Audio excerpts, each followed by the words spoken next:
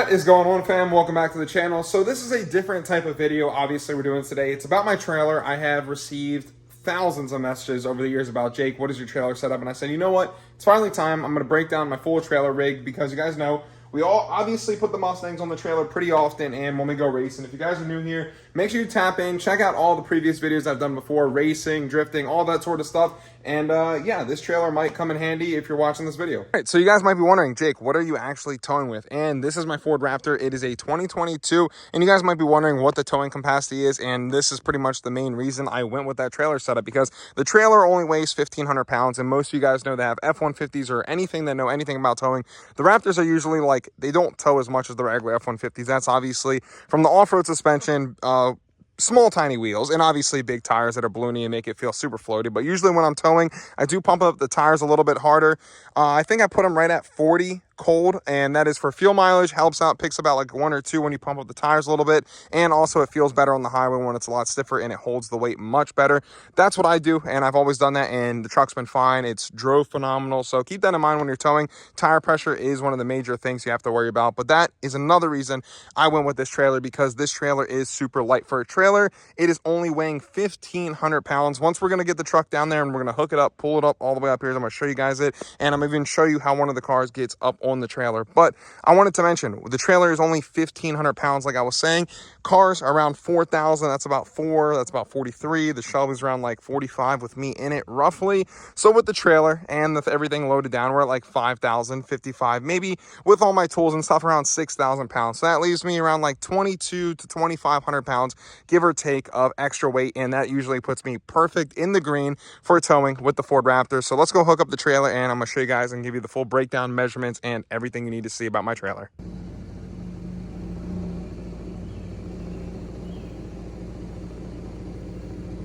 All right, guys, so if you notice my hitch setup, this is also, I paid, I think it was like $250 or $300 for this hitch, but it's really good and it's worth it. One, if anyone hits you, it's definitely gonna stop a wall.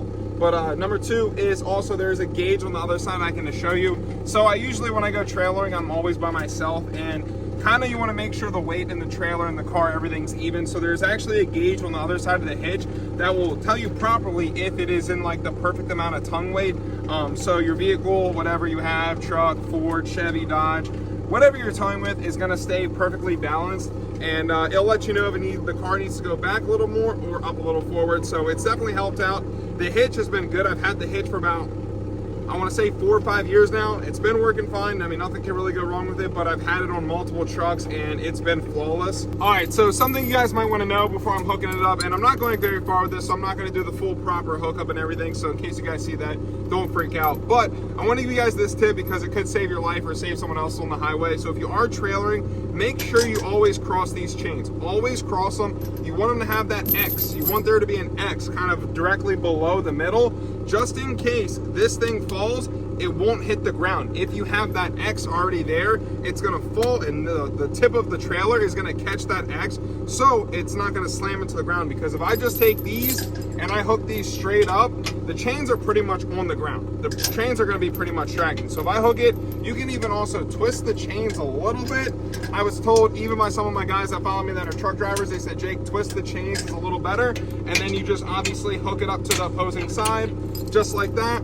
You can twist up the other side a little bit, just like this, and then boom. You see how I kind of made that X? Obviously, I could have twisted this one just a little bit more, but the X is made, so just in case your pin comes out on a long trip and this thing seems to, for some reason, pop up, it's gonna land and it's gonna fall directly on the X, and it's not gonna actually hit the asphalt.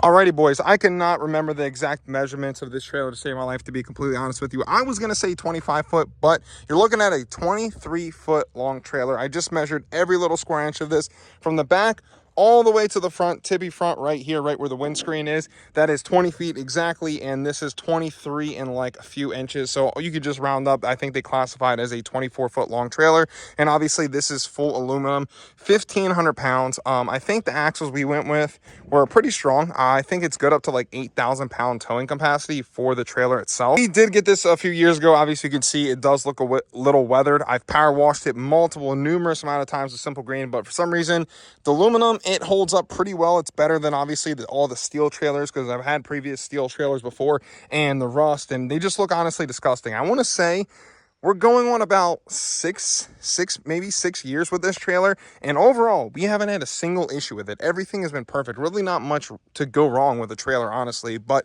everything's pretty cool for the trailers. It works for the cars. Obviously you can see tie down point here, 6,000 pounds capable. Everything we got on the trailer is beefed up. The only thing I recommend if you're a car guy and you want to do some better stuff, because I thought those tow hooks were going to be a lot better, they sell one where they have the tracks that go along the middle, and you can obviously strap it right over the wheel. It's a lot easier, especially if if you're racing and it's a low performance car. I highly recommend getting the tracks installed, the metal tracks, where you can actually clip it in and you just put the straps directly over the wheels. It makes it 100 times more easier. But I also wanted to mention, so getting in and out, that you guys might notice, you're like, okay, Jake, you get the car up on the trailer, how are you going to get out of the car? That's another issue. So these actually do come off. There's a pin here and another pin over here. So that's it. You take both those pins out and you pull it straight up. It is super light. And also I want to show you guys this before we actually load the car up on the trailer, just to show you. There's also a valve here. So this valve that you can see that my dogs absolutely ate to death, you just turn it like that and boom, now the trailer is able to come up. But there also is a few other safety things that you have to keep in mind. There is one pin here. You can see that starts to lift. Actually, I forgot to do this step first. Take this pin out, pull it just like that. It's out, and then obviously you could release that up. And we also did install a winch. So all said and done, we're looking at probably, I'm in the trailer, about 10 grand with the winch installed, with the windscreen installed, and the toolbox and everything. So at the time, it was a pretty expensive setup in my opinion, but it's a lot cheaper than an enclosed setup. And I kind of like this a lot better. It's easier to tow and a lot easier to use. And it's that simple. The car is ready, or the trailer is ready to roll back. You can see, let me move the tape measure. Jesus. Now that everything is unlocked and everything is done, all you have to do is walk to the edge of the trailer, and just like that, she will tilt. She's a little stiff. Old girl is a little stiff, but as you can see, tilts just like that. And it is perfect enough to get every single one of my cars up on the trailer. I also do have race ramps. I highly recommend them. I'm going to show you guys those also too. I'm going to tag them down below in case you guys need them. They're little like plastic styrofoam ramps that you could put here. I also use a lot of rubber mats, like those horse mats. I got them from Tractor Supply that I cut up, and I kind of lay them on there so it's easier to get the car on and off the trailer. But I'm going to show you guys how to do that. But the whole said and done setup, like I said, the car's 4,000 pounds, the trailer, you're looking at 5,500 pounds just the weight on the trailer, which is not, the whole towing weight is not bad, and I'm not even close to my max towing capacity. So it's also perfect having aluminum trailer. And also, if you have a Ford Raptor, this is the best trailer to go with. So these are the race ramps that I am talking about. They did get pretty messed up from over the years of using them. You just got to be careful with the tilt trailers, because you can actually crush like the little ends of it. So when I always kind of go for the measurement and marking, there's a little notch right there you could use, but I kind of like just push it a little more over, because obviously you're not going to want to be super close to the edge. The cars are usually tight, so you're probably going to have about 3 to 4 inches roughly on each side with both vehicles. But also I still have to get the rubber mats obviously to lay it down to make the slide up the trailer a lot smoother. But you can see once it goes down a little bit, it's going to be sitting like kind of perfect level with the ramps, so it doesn't mess up the front lip of any of your cars.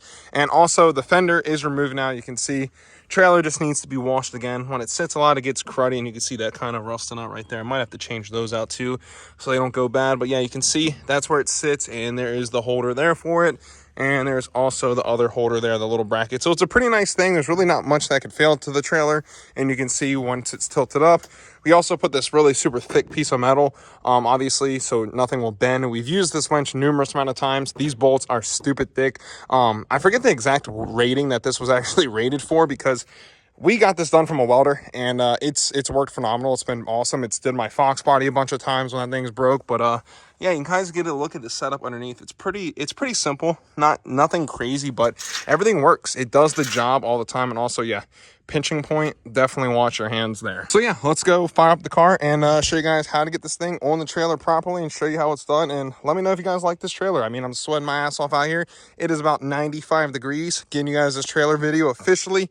Getting you guys the video because I know you guys have been wanting it for so long, and I'm going to tag everything down below in the description if you guys need the ramps, if you guys need the trailer, whatever setup you guys want, and also the link for the product I'm about to show you guys for the camera we're about to mount up. And yeah, let's go fire up the car.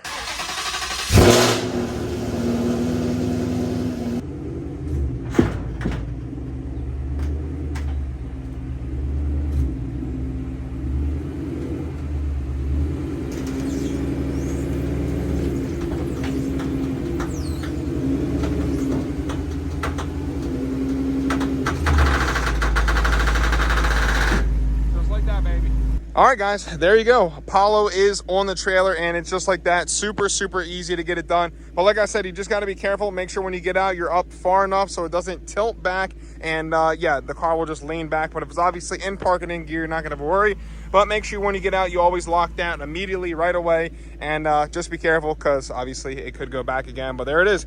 Super simple. And I'm going to show you guys how the camera works for towing, which is sick. Let me know what you guys think of the trailer. If you guys want one or it's the best trailer for you, I mean, Raptor pulls it no problem. This is the best setup in my opinion. All right, so we got the ghetto the ghetto little rig for the Fox cam here set up, and I want to show you guys this because this is not the vehicle that it's officially going to be mounted on, but I wanted to showcase it in this video because I do think it's a neat gadget and it's going to work. And obviously I can toss it from setup to setup, and I want to show you guys. So the reason I kind of wanted to mount it here is obviously I could see, make sure the straps are all strapped in, make sure nothing's coming loose on the trailer. Obviously on the Raptors and all the Fords we have the 360 bird cam, like the bird's eye view. And yeah, this is actually on right now, and I have the screen plugged in the truck. As you can see, I want to show you there's no wires going to it whatsoever. Also, it is water resistant, obviously, and there is a plug here so you can plug it in right along to the side here, and you can mount a solar panel right to the back of it right here, and you can clip it on to the back. So it's going to be like that. It would mount, and the solar panel will get obviously electricity, and you'll never have to plug it. But obviously if you want more juice in it, you can charge it up before you use it. But I want to show you guys this because it is on in the truck right now as we speak. All right, boys, just got in the truck. It is blazing out, but I want to show you guys the Fox cam. Fox cam is live, and you can see battery life up there is fully charged. And there also is some buttons you can mess with on the side. It comes with the mount and everything. You can mess with the guidelines, whatever the guide is, where, like, you know, it goes right there, like those little thingamajigs. Also brightness, you can adjust a lot of stuff. Camera quality is pretty good. I'm gonna give it a 8 out of 10. It's not too bad, but you definitely can see, and it is definitely a good setup for a trailer rig. Or if you have an older truck and you need a camera setup, this one actually works pretty good, and it's not going to break the bank. So let me know what you guys think in the comments below. And like I said, it's all wireless. I just plugged it up here, and it's sitting in the back. I plugged it into the cigarette outlet because I got my radar detector hooked up to this one. And yeah, works pretty good. Show you guys again in case y'all don't believe me. Not going to cut the clip. Look, no wires, no nothing. Hooked up right there. And like I said before, you can use the little solar panel right here, clip it onto the top, and yeah, you should be good to go. Let me know what you guys think in the comments below, and yeah, go shop with them.